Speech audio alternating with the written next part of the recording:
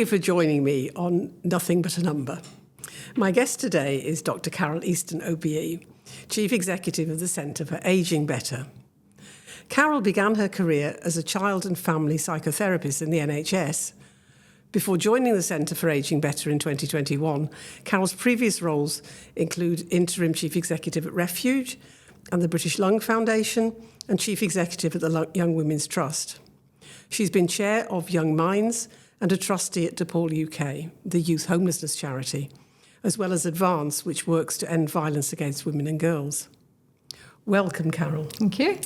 That's a really impressive list of charities that you've led, focused on children and young people, health, women, poverty, disability and domestic abuse. And now as Chief Executive of the Centre for Ageing Better, you're leading a campaign for older people. Mm-hmm. So tell me a bit about Age Without Limits. Well, Age Without Limits is a campaign that we're running at the Centre for Ageing Better to encourage people to stop and think about how they view, talk about, and about ageing and older people. So we've done a lot of research which shows that, sadly, we're a very ageist society. People make vast assumptions about older people. We're not taking into account that our demographic is shifting, and there's huge inequalities in the way in which people are ageing here in this country. So Age Without Limits is a campaign to start drawing attention to all that. And we're starting very simply by asking people, are you ageist? The very common response to that is, no, of course not. What do you think? But actually, people are ageist towards themselves as well. So we're starting, it's quite a good way to start, which is to say, you know, do you say things about yourself? Do you limit yourself? How do you view your own aging process? And guess what? People actually will tell you that they have very stereotypical or very negative views. And it matters hugely because older people are losing out and discriminated against, and we need much more to happen so that we can all be more optimistic about how we're going to age. Give me some examples of ageist language that is very common from your research. Okay, Jo, can I ask you, has anyone ever said to you, you look good for your age? Absolutely. Absolutely. Okay. And how do you feel about that? So initially, I felt flattered. And I mean, in recent months, they also say you don't look your age, which, again, is kind of two sides of the same coin, isn't it? And so it's a kind of age denial. So you have to say, that's flattering because I don't want to look like my biological age. But on reflection, it's kind of, well, what's wrong with my biological age? But I still like it when people say you don't look your age. So I'm quite conflicted in that. Well, you've internalised a bit of ageism yourself, if I may say so. Yes, exactly. I would posit that no one has avoided it. You know, that everyone, because it's how we've been brought up. It's what you've seen in the media. It's the messages you've been reading. So I don't think anyone has been able to avoid those ageist messages.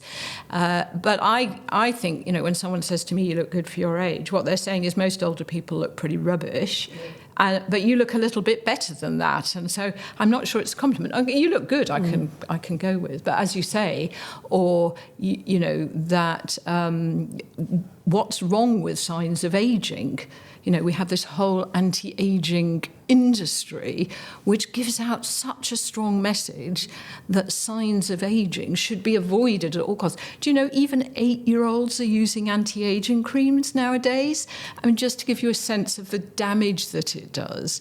And why can't we say, all right, health, I get, but trying to hide that people are getting older when actually, on average, people are living longer. So why aren't we celebrating it rather than trying to denigrate it and make it all negative? Oh, you're absolutely right that we shouldn't. But isn't it true that people need to look younger to get jobs? They need to look as though they're still capable of doing things. You know, that's where the kind of fundamental stereotypical attitude to age comes. Even doing this podcast, I've had people say, well, older people don't know, are sort of digitally illiterate, and therefore, who would listen to your podcast? And I go, that's absolute nonsense. Podcasts, are very similar to listening to the radio. They're just, listening to the radio in the 21st century. So why would you assume that somebody reaches an age where they can't actually, turn something on, access something, and is that why we try to kind of cover up our biological age? Well, there is undoubted evidence that people are discriminated against on the grounds of their age. So, even in 1 year, 50% of people over 50 applying for a job said they felt that they'd been disadvantaged because of their age, so they'd not been offered a job, and, even when they were qualified to do so. So one of the reasons we're challenging ageism is because of the undoubted proven discrimination of people, starting at about 50. Well, people of all ages can be discriminated against, but in terms of older age, from 50 in the workplace, there is clear evidence to demonstrate that. So it's really important. We're not just talking about kind of nice to haves. And so you're right, the people are discriminated against. The example you give, the kind of, older people are digitally inept, is a really good example, because actually the evidence, not, rather than the stereotype, is that over 70s are as involved digitally as the 20s. What digital inclusion or exclusion is about is a range of things, including wealth. Can you afford to be digitally included? A bit disability, many disabled people will not be able to access, education. So there's a whole range of factors, and we tend to make this rather gross assumption that anyone over the age of 60 or something can't be, digitally trained or whatever. And the other thing that happens in the workplace is that because of that sort of stereotype, older people are losing out on training. So no wonder, if younger people are getting training to use new technology, it's not that they're any cleverer at it. They've had more access to that training than older people. And that, again, is based on what could be seen as a fairly trivial, harmless statement, like you can't teach an old dog new tricks. Translate that into the workplace, it really matters. People can't get work. They're not old enough for the pension. They're going to then rely on benefits. It really kicks back. So it matters to those individuals. And not to get too serious about it, but it matters to the economy as well. So this isn't a nice to have. No, absolutely. I've joined you and the organisation about asking for a commissioner for older people, because I think it really matters. What do you think? What difference would a commissioner make? Commissioner for Older People and Ageing is what we like to call it, because that issue of the demographic getting older is an issue that we need to look at the impact on the whole of society. Younger people are going to be older people tomorrow. So in terms of the policies that we need, the tied-up government that we need, the voice of older people, the representation of older people, we really think that the commissioner could make a considerable difference. If the climate change, AI, all those sorts of things have now kind of got a bit of a movement around them, joined up government, probably most departments would say that matters to them. And the ageing demographic matters to everyone as well. This is a huge shift in our society. And as I said, the younger people will be the older people tomorrow. So they should be invested in a commissioner, because the commissioner can both pick up issues that are pertinent now, whether that be abuse in a care home, and also ensuring that policies and plans are in place for enabling people to grow old well. You're listening to Nothing But a Number, the podcast that looks at age and ageing with a wide array of fabulous guests. We've got some brilliant guests coming in the next few weeks, and if you want to be notified when the next upload is, please subscribe and click the notification bell, and we'll tell you exactly what's coming next. So looking at the significance of an ageing population and the patterns of illness and we're all presumably going to live longer, as long as our health is kept at a reasonable level. But we know that as you live longer, there will be more illnesses. There will be more. You'll be living with more complex needs. I think government has challenges with social care and with looking after the old demographic, and at the same time, the opportunities for embracing the younger old, as it were, aren't really being captured. So it seems to me to be a cross-departmental thing, because it's health, it's DWP, it's employment is, as you say, it's actually saying the contribution that older people can make in the workplace is significant, and they are being disadvantaged both at the sort of recruitment level, but also the retraining level. So it is a massive piece of work, isn't it, for any government? It is, and I do think it needs to be cross-departmental, and I think we need a much bigger investment in prevention. Some of us have the privilege of growing older quite well. I count myself into that. I'm 69 years old. Thankfully, I can still run miles. I'm still working. You tell me if you think I've still got my marbles about me. So, I'm incredibly lucky. One of the statistics that really shocked me when I came into this sector was that there can be, there's a difference of about no more than 20 years in terms of healthy life expectancy for a woman, depending on where she lives. If you live in the most deprived area, it's just a bit over 50. If you live in one of the more affluent areas, you can expect to live into your 70s in health. So this isn't just about living longer, it's living longer well. So I do think that what you talk about, cross-departmental, has to look at prevention as well, has to look at how do you enable people to age better, so that I think, as Chris Whitty said, we're getting ill later. So if we're going to live longer, we need to live longer well, not to just increase the numbers of people living with long-term illness. I think that's an absolute must. And I think that coming together, so why it's so important to come together across departments. Let me give you an example of something we do at the Centre for Ageing Better. So sounds a bit odd, perhaps, to some people, but we have a whole team working on homes. Now, this isn't about, the financial asset of a home.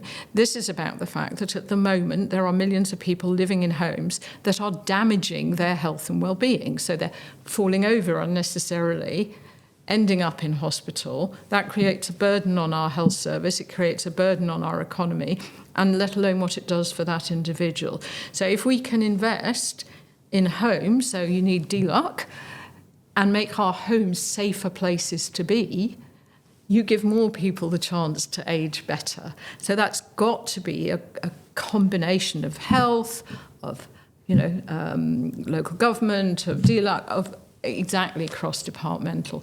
And also we need to enable carers, for example, who are at home to be able to go out to work. So, now we've got the DWP on board as well. So, yes, definitely. Yes.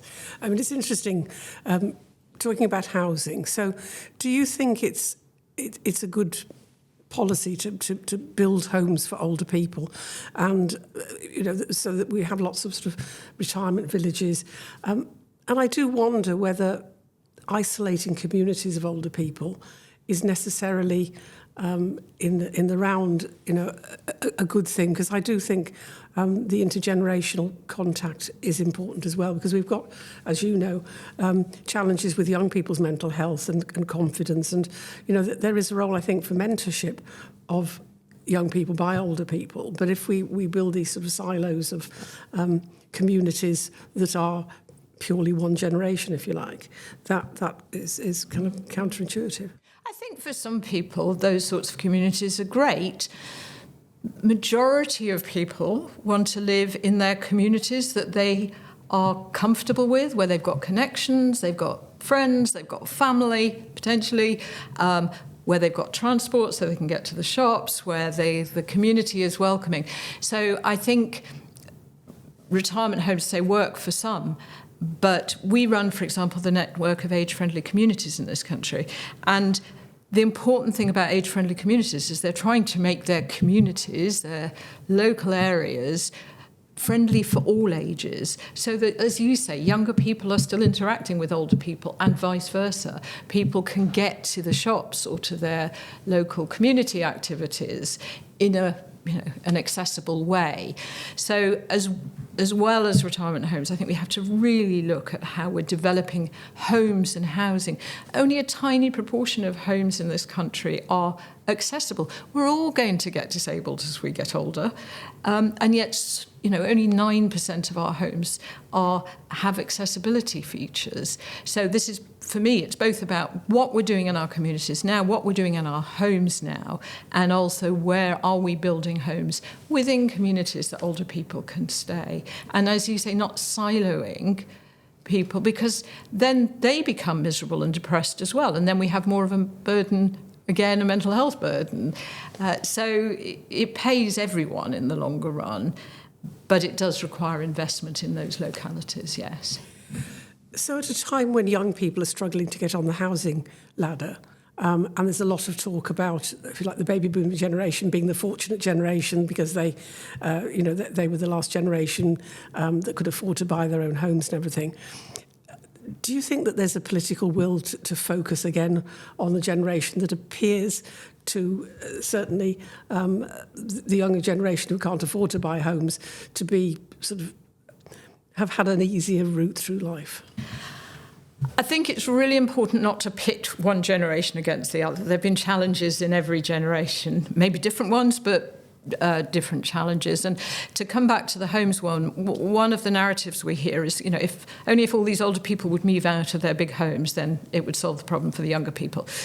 That's a really faulty argument. First of all, there's nowhere for the older people to go very often in a way I've just described, because actually, even if they want, we know there's about 4 million, the research we've done, there's about 4 million people who would quite like to move, but there's too many hurdles in the way. So either they can't find something that's appropriate, there's nothing in their locality, and they don't want to be isolated from all their connections, cost, various aspects that make it really difficult, actually, for people to move.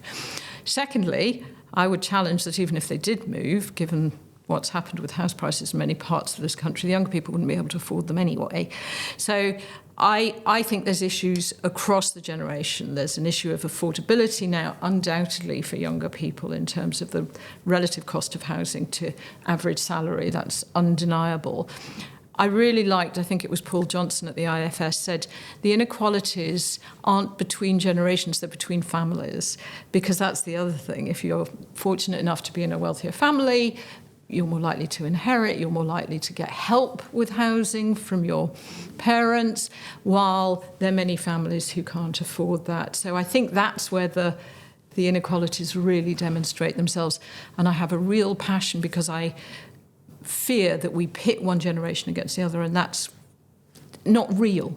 Most younger people want the best for the older members of their family and vice versa. So let's not pretend there's a war going on here. Well, that's very true. Carole, at this stage, I like to have a little look at the year of people's birth, just to see how the world has changed a little bit. So we're looking at 1954, and the average house price, to look at houses, was £1,863. Wow. Which actually equates, with inflation adjustments, to £39,000 today. But we know that the average house price today is about 231,000. So, 8 times as much. I mean, it's a phenomenal difference. The most popular car was the Ford Anglia, which I think I remember. And remarkably, I couldn't believe this when I read it. Food rationing in Great Britain ends. I mean, it's quite a long time after the war, but the restrictions on the sale and purchase of meat, 14 years after, placed during World War II, and yet it took that long to sort of get back to normal, I suppose. Roger Bannister broke the 4-minute mile. Oh wow! Yeah. And Winston Churchill becomes the first, and to the present day, the only UK Prime Minister to celebrate his 80th birthday while in office. The only one? Yes. Mm-hmm. Yes. Do you think we should have more older politicians? Well, I imagine that the average age in the Commons and Lords is rather different. So I think it's diversity that matters, and sometimes we muddle up tenure with age. I do think sometimes people sit in the same seat for too long, but they can do that. They start at 20, they'll be there when they're 40 or 50, won't they? This is a very personal view, I have to say. So I do think diversity is what's important, and age, interestingly, is the characteristic, and we touched on at the beginning, that seems to be okay to discriminate on, while we wouldn't dream of discriminating on other personal characteristics now. So yes is the answer. I don't know what the overall age range of certainly MPs is now, but again, I would hope there'll be younger MPs, middle-aged and older people as well. So last time I looked, I believe that it's 3% of the elected members in the House of Commons are under 30 and 3% are over 70. But I was quite amused personally that in my 70th year I was given an award as the best newcomer MP.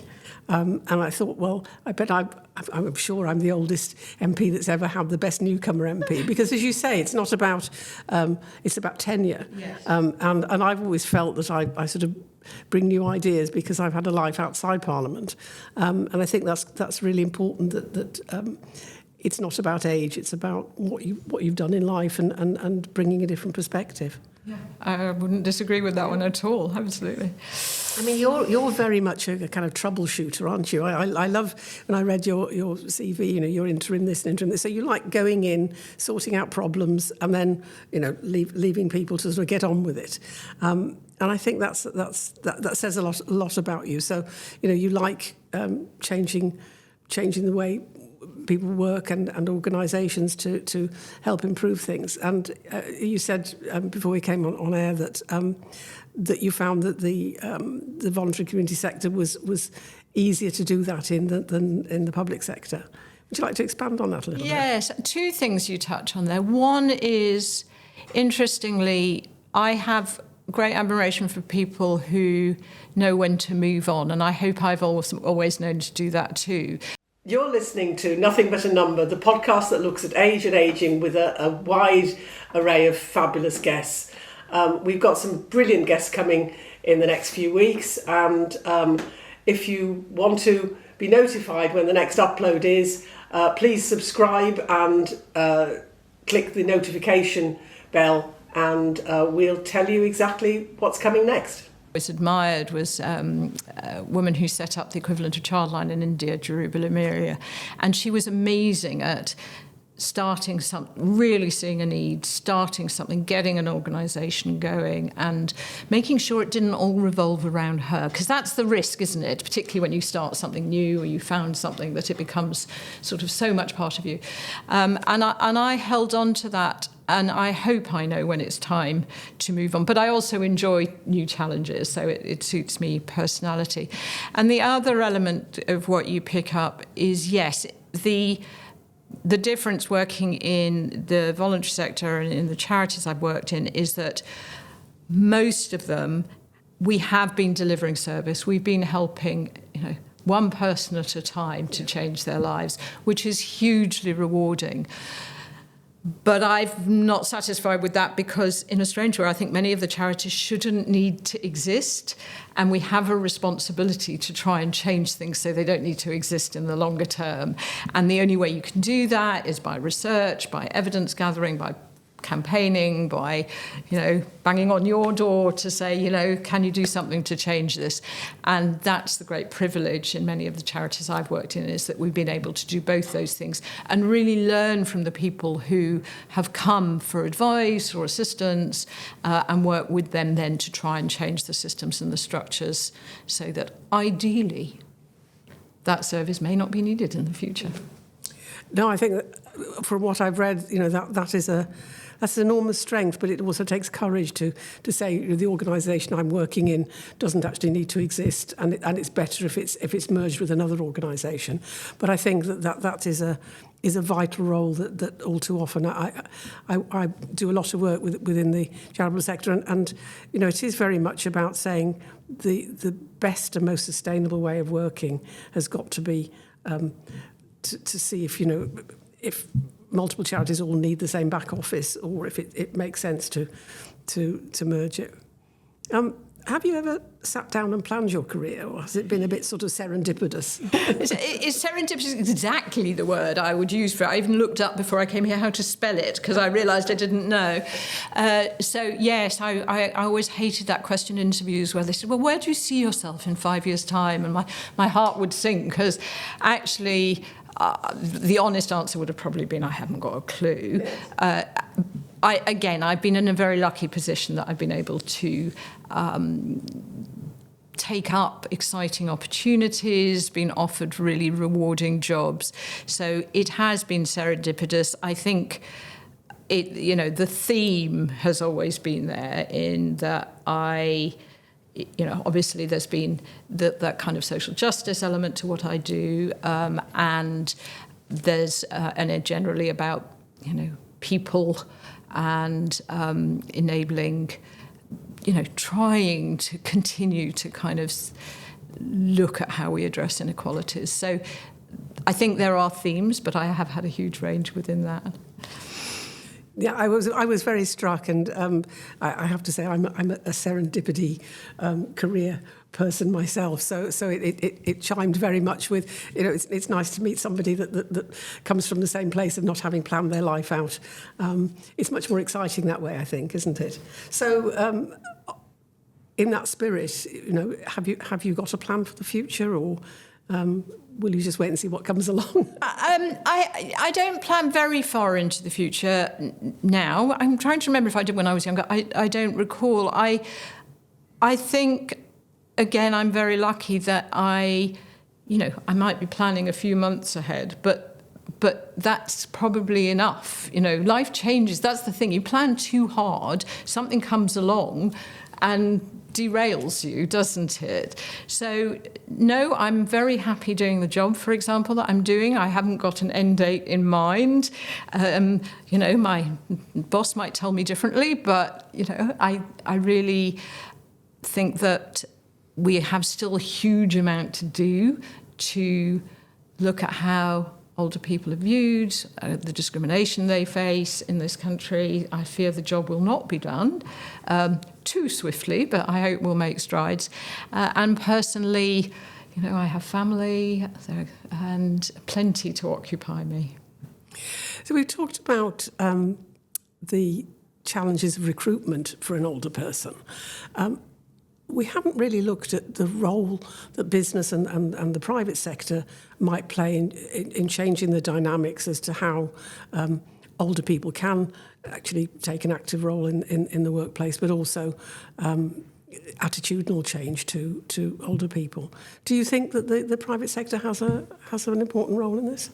I don't think there's a sector that can't play a role in it.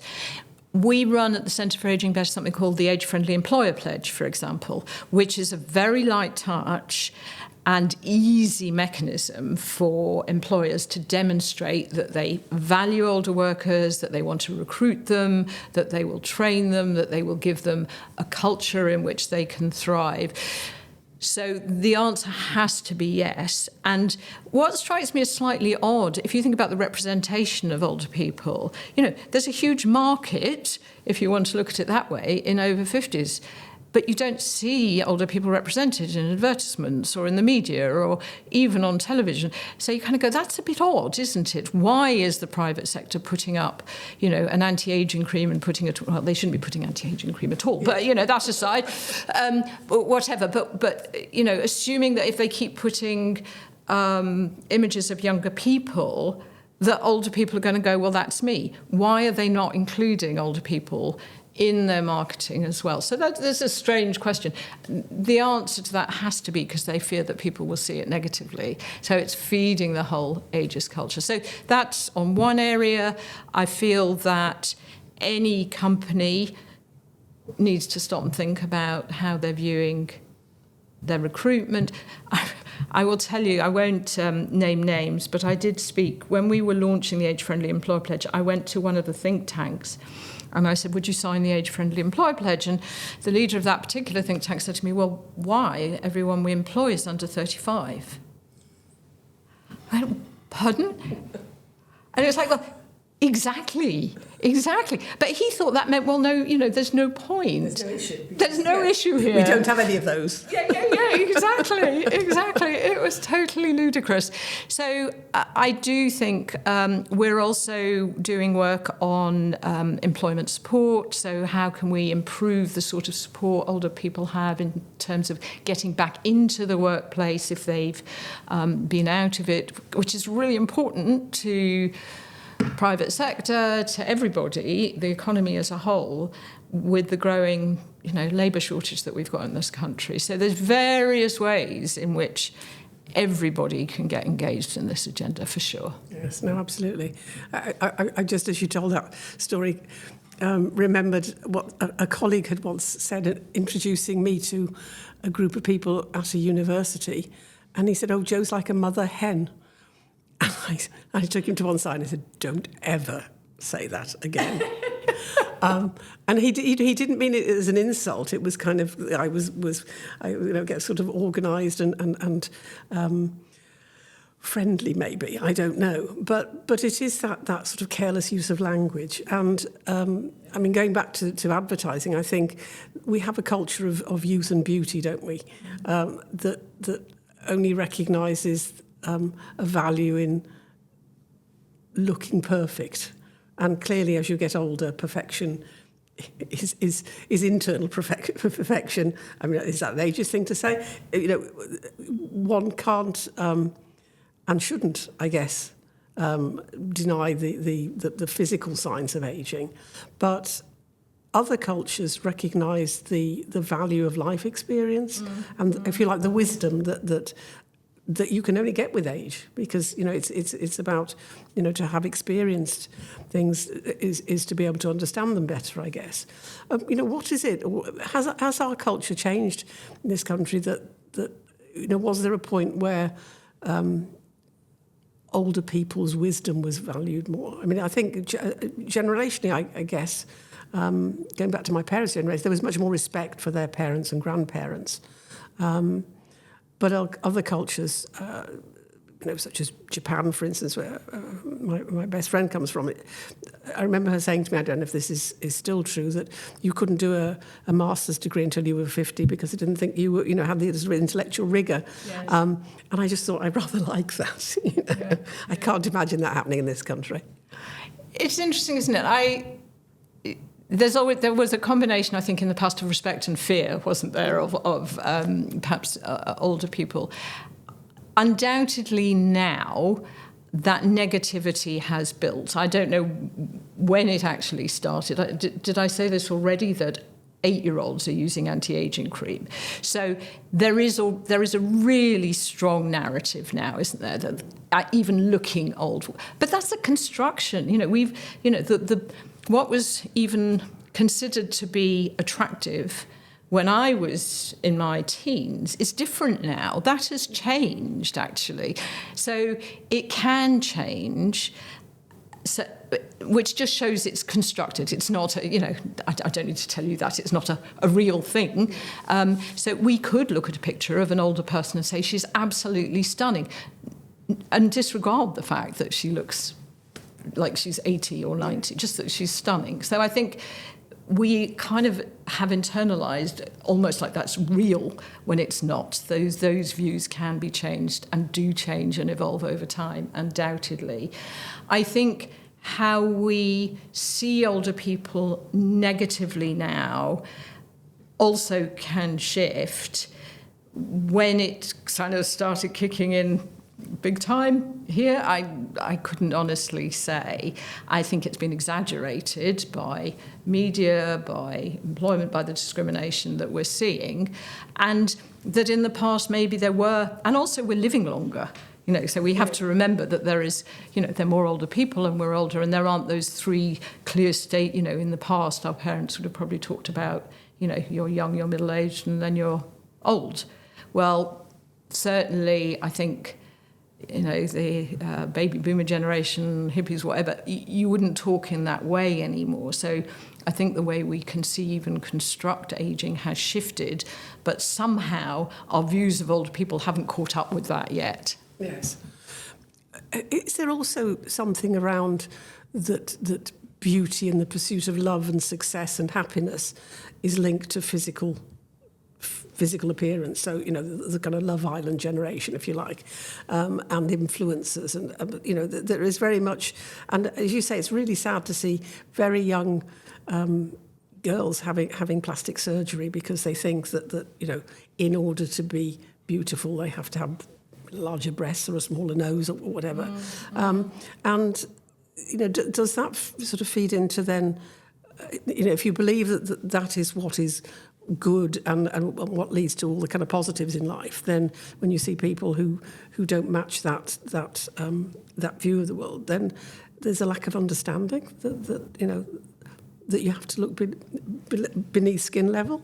Yes, I think that it is the power of the media, isn't it? So we're also trying to do some work at the centre with Ipsos, with the Editors' Code, to say, you know, don't discriminate against older people, but there needs to be work done also, as you say, at the other end of the age range, doesn't there? Which says, you know, how can you enable younger people to feel positive about themselves without all that? I mean, there was certainly, if you think about all the work that was done on eating disorders, you know, a while ago to try and change the images of what's perfect in the media and the damage that did. And I think that shifted a bit, didn't it? We got, you know, there was some change to that. And, you know, we haven't talked about social media and the pressure that puts on people in terms of how they should look and behave.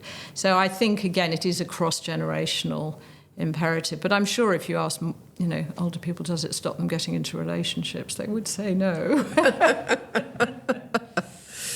So if you were to give one piece of advice to your much younger self, what, you know, with the wisdom of hindsight, what would you give? Do you know, I wasn't very good at taking advice when I was a younger person, so I'm not sure I would try. And certainly the work I've done with younger people, I was really careful not to give them advice, but to give them a chance to be heard. And a bit like older people, that most people have the solutions and know themselves, but they need sometimes someone to bounce off, somebody to try it. And I suppose, you know, in line of what we've been talking about, it is that sustaining of a diverse range of relationships. Don't just listen to one person.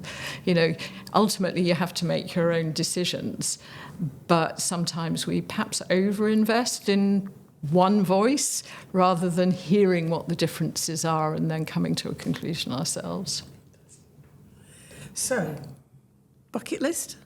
Do you have one? One of those? No, maybe wouldn't surprise you. No. You know, I know where I'm going on holiday shortly, and I have ambitions to improve my Spanish and put that to good use. But you know, I've given myself the luxury of not making New Year's resolutions and not having a bucket list, and actually I feel all the better for it.